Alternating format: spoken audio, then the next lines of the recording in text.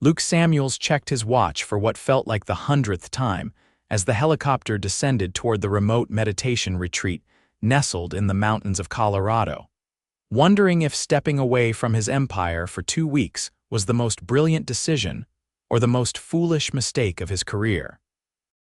The thundering headache that had become his constant companion these past months gave him his answer if he didn't find some relief soon. There wouldn't be a career left to worry about.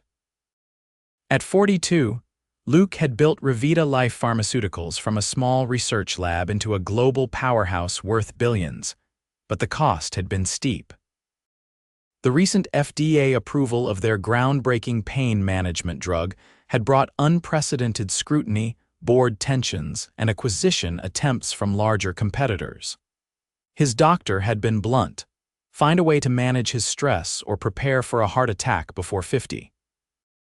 The helicopter touched down on a small landing pad surrounded by towering pines. Luke stepped out, ducking under the whirling blades, his designer suit feeling suddenly out of place against the natural backdrop of mountains and forest. A small welcoming committee waited several yards away, and as the helicopter lifted off again, Luke approached them with his leather weekend bag in hand. "Mr. Samuels, welcome to Serenity Heights." The older man who greeted him had kind eyes and a weathered face. "I'm Howard, the retreat director. We're honored to have you join us." Luke nodded, immediately scanning the small group for whoever looked most in charge, a habit from countless boardrooms. His gaze settled on a woman standing slightly apart from the others. Unlike the rest of the staff in their uniform earth tones, she wore vibrant blue hiking pants and a simple white linen top. Her dark hair was pulled back in a practical braid, but a few rebellious strands framed a face that stopped him mid-thought. "This is Daphne Flores," Howard said, following Luke's gaze. "She'll be your personal guide during your stay." She stepped forward, and Luke noticed her eyes a striking amber color that reminded him of autumn sunlight. "Mr. Samuels," she said, extending her hand. Her handshake was firm, confident. "I'll be helping you navigate your journey here. Fair warning, I don't do special treatment, even for CEOs." Something about her direct approach caught him off guard. Most people who knew of his wealth and position either fawned or became intimidated. She seemed unimpressed by both. "I wouldn't expect special treatment for failing at basic self-care," he replied dryly. The corner of her mouth twitched. "Good, then we have somewhere to start." She gestured toward a path leading into the forest. "Shall we? The sooner we get you settled, the sooner we can begin undoing whatever corporate America has done to your nervous system." As they walked, Luke studied her from the corner of his eye. She moved with an athletic grace, comfortable in her surroundings. "So, how long have you been doing this?" he asked, trying to get a read on her. 5 years at Serenity Heights. Before that, I was an emergency room nurse in Chicago." That explained the no-nonsense attitude. Quite a career change. "I needed the mountains more than the city needed another burned-out healthcare worker," she replied simply. His cabin was small but elegant, clearly designed for the high-end clientele the retreat catered to. A king bed faced floor-to-ceiling windows overlooking a pristine mountain lake. No television, no desk, not even a visible clock. The withdrawal symptoms started immediately. "Your schedule," Daphne said, handing him a small printed card. "Breakfast at 7, morning meditation at 8:30, followed by mindful hiking. Afternoon sessions are personalized for you. I've scheduled stress management techniques and guided reflection. Dinner is communal at 6 and evening meditation at 8. Luke scanned the card with growing skepticism. "When am I supposed to check emails?" "You're not." "Your welcome packet mentioned our digital detox policy." "I read it. I just assumed there would be exceptions for CEOs." She raised an eyebrow. "Your assistant agreed you'd check in once on the 7th day. Otherwise, this retreat is about reconnecting with yourself, not your inbox." "My company will survive 2 weeks without you," she finished firmly. "Or it's not much of a company, is it?" Luke felt a flash of annoyance mixed with something else, respect, perhaps. Few people interrupted him or challenged his priorities. "Get settled." First session starts in 30 minutes at the main pavilion, she said, heading for the door. And Mr. Samuels, leave your phone here. The first 3 days were the hardest. Luke's body rebelled against the early mornings, the healthy food, the hours of silence. His mind raced with worst-case scenarios about what might be happening at Revita Life in his absence. During meditation sessions, while others seemed to float peacefully into tranquility, he mentally rehearsed board presentations and acquisition defenses. Daphne, to her credit, was patient but persistent. On the 4th morning, when Luke checked his watch for the 5th time during their sunrise meditation, she finally addressed it directly. "The mountain will still be here even if you're not counting every second," she said quietly, just for him to hear. "I have a company to run," he replied tersely. "Not this week you don't. This week you have a life to reclaim." She tilted her head, studying him.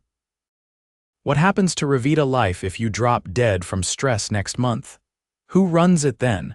The question landed like a physical blow. Luke had no response. After the group dispersed, Daphne suggested they change the day's schedule. "Come with me," she said, leading him to a small equipment shed where she gathered backpacks, water bottles, and hiking supplies. "Where are we going?" he asked, accepting the pack she handed him. "You need to burn off some of that restless energy before you can properly meditate." "We're hiking to Eagle Point." The trail was challenging, steep in sections with loose rock that demanded full attention.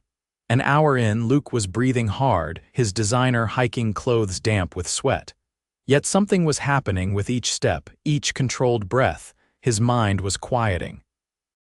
The constant churn of market projections and competitor analysis was replaced by the immediate concerns of foot placement and hydration.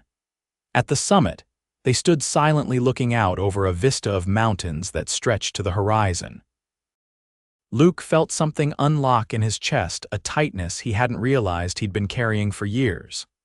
"This is why I left Chicago," Daphne said softly beside him. "You can't see this view and still believe your emails are the most important thing in the world." Luke glanced at her. Seeing her differently now, the wind had loosened more strands from her braid, and the exertion of the hike had brought a natural flush to her cheeks. She looked vibrant, alive in a way that made the executives and socialites in his usual circles seem like pale imitations of living. "How did you know this was what I needed?" he asked. She smiled. "I've worked with enough type of personalities to know meditation isn't effective when your body is screaming with unchanneled adrenaline. You needed to move before you could be still." On the hike down, Luke found himself sharing details of his life. He rarely discussed his father's early death from a heart attack at 49, the driving force behind his medical research focus, the loneliness of success. "What about you?" he asked as they navigated a particularly rocky section. "What brought you to emergency medicine and then here?" Daphne was quiet for a moment. "My brother had leukemia when we were kids.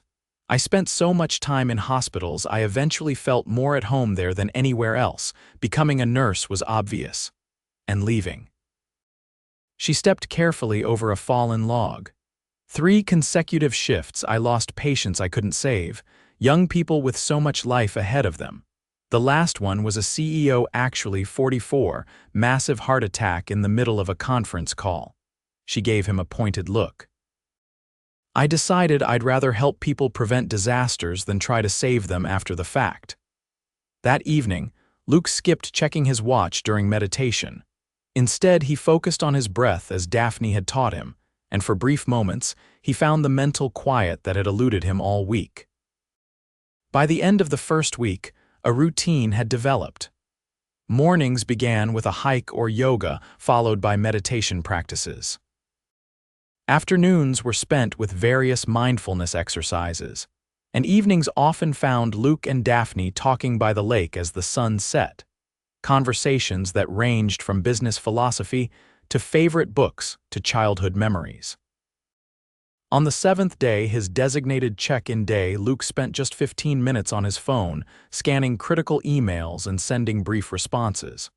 When he finished, he found Daphne waiting on the path outside his cabin, "Everything still standing?" she asked. "Surprisingly, yes. My COO seems to be handling things well." He slipped the phone into his pocket. "I think I'm ready for today's torture session, whatever it is," she laughed, a sound he'd grown to anticipate. "Today we're doing something different. How do you feel about horses?" The stable at the edge of the retreat property housed a dozen horses. Daphne selected a steady chestnut gelding for Luke and a spirited black mare for herself. As they rode along mountain trails, she explained how working with horses had helped her own mindfulness practice. "Horses respond to your energy," she said as they paused at a meadow. "They know immediately if you're anxious, angry, or calm. You can't fake it with them." Luke patted his horse's neck. "So they're like living biofeedback machines." "Exactly, and they forgive instantly. No grudges, no dwelling on past mistakes, just the present moment." As they continued riding, Luke found himself watching Daphne, the natural way she moved with her horse, how the afternoon light caught in her hair, the gentle strength in her hands as she guided the mare. Something was happening to him, something unexpected and inconvenient. He was developing feelings for his meditation guide. That evening, during the communal dinner, Luke noticed one of the other retreat guests, a tech entrepreneur from Seattle, paying particular attention to Daphne, engaging her in conversation about hiking trails and asking about her schedule. An unfamiliar feeling twisted in Luke's stomach. Jealousy, he realized with surprise. After dinner, he and Daphne took their usual walk by the lake. The air was cool, stars emerging in the darkening sky. "You've made remarkable progress," she said. "Your breathing patterns are completely different from when you arrived." "I had a good teacher," he replied, then added carefully, "though I'm not sure professional boundaries are being maintained." She glanced at him sharply. "What do you mean, these walks are conversations?" "I've shared more with you in 10 days than I have with people I've known for years." Daphne was quiet for a moment. "The retreat environment often accelerates interpersonal connections. It's normal to feel a sense of closeness with your guide." "Is that all this is?" Luke stopped walking, turning to face her. She met his gaze steadily. "It has to be. I work here, Luke. You're a client. And when I'm not a client anymore, when my 2 weeks are up, then you'll go back to your pharmaceutical empire and I'll guide the next stressed executive who helicopters in." Her tone was light, but he caught something else beneath it, regret perhaps. "What if I don't want that to be the end of our story?" he pressed. "Luke." She sighed. "Your life is board meetings and luxury condos and global expansion. Mine is mountain trails and meditation cushions. They don't exactly overlap. They've overlapped for the past 10 days. In a retreat setting away from reality." He stepped closer. "This feels more real than anything in my life has in years." For a moment, he thought she might lean toward him, but instead she took a step back. "Good night, Luke. I'll see you for morning meditation." She turned and walked away, leaving him standing by the lake with an ache in his chest that had nothing to do with stress. The following days took on a new tension. Their interactions remained professional, but Luke felt the undercurrent of unspoken possibilities between them. For the first time in his adult life, he was facing a problem he couldn't solve through determination or resources. 3 days before his departure, a sudden mountain storm forced the cancellation of afternoon activities. Luke found himself restless in his cabin, the rain drumming against the windows. A knock on his door revealed Daphne, rain-drenched and carrying 2 mugs of tea. "I thought you might be climbing the walls," she said with a small smile. He let her in, acutely aware of the intimacy of the cabin space. "I was considering measuring the room in paces, so you've saved me from that indignity." She handed him a mug and settled into one of the armchairs by the window. "I brought something else too." From her pocket, she produced a small stone, smooth and black with a white line running through it. "It's a reminder stone. When you're back in your office and feeling overwhelmed, hold it and remember your breath." Luke accepted it, turning it over in his palm. "Thank you." He looked up at her. "Though I'd prefer a different reminder." "Luke, I know, professional boundaries." he sighed, sitting across from her.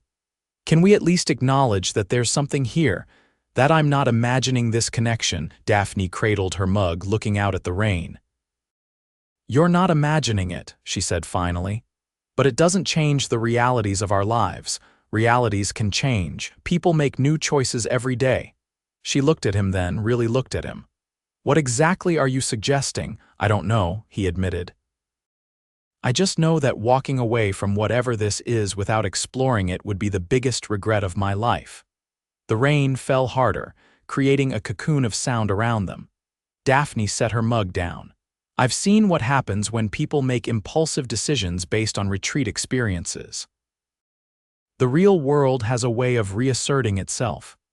Then let me prove it's not impulsive.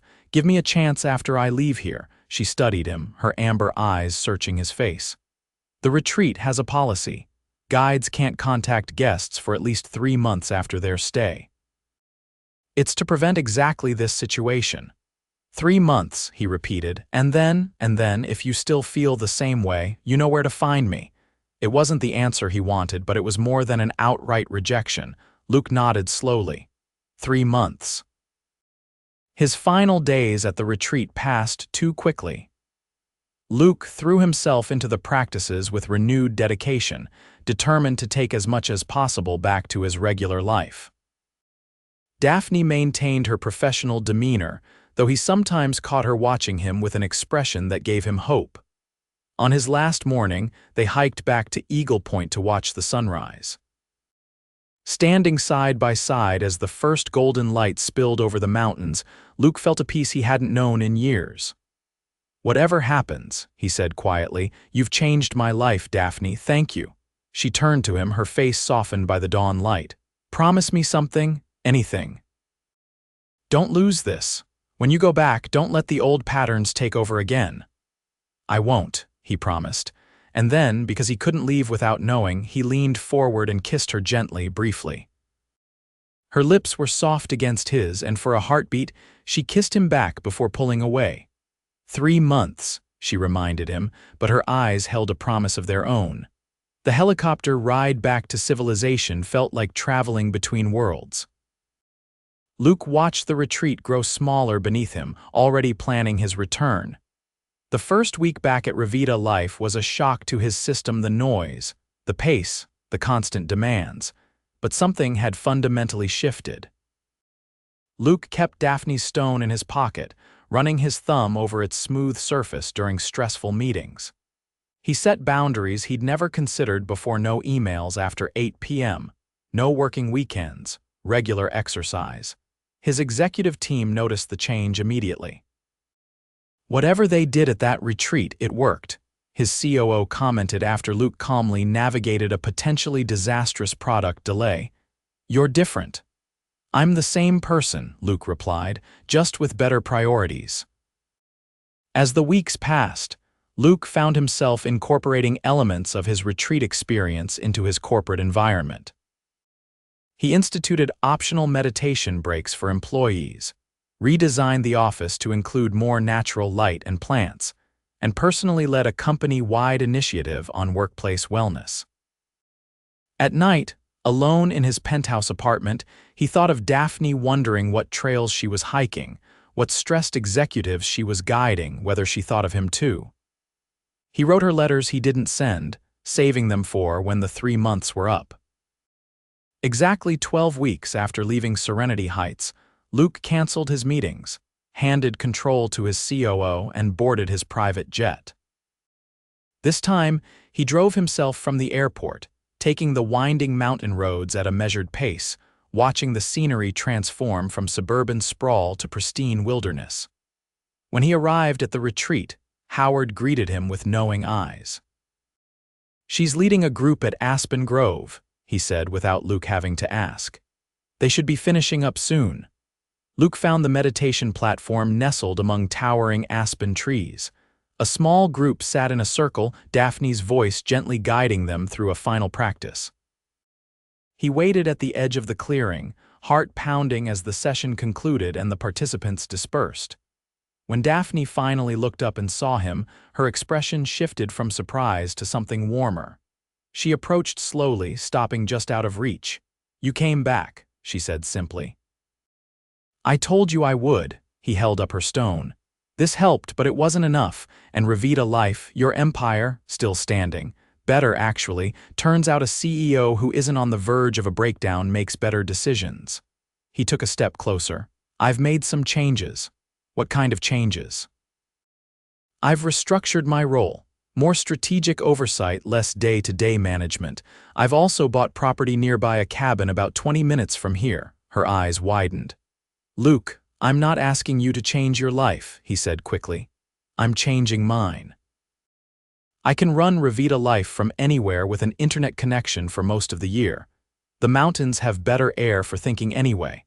A smile began to form on her lips. "Are you sure about this? It's a drastic change." "I've never been more certain of anything." He closed the remaining distance between them. "The 3 months are up, Daphne. I still feel exactly the same way. Actually, that's not true. I feel more strongly now." This time, when he kissed her, there was no retreat policy between them, no impending departure, just the promise of something beginning. Her arms wrapped around his neck as she responded with an intensity that matched his own. When they finally broke apart, she laughed softly. "What will your board say about their CEO falling for a meditation guide? They'll say it's the best thing that ever happened to the company," he murmured, stroking her cheek.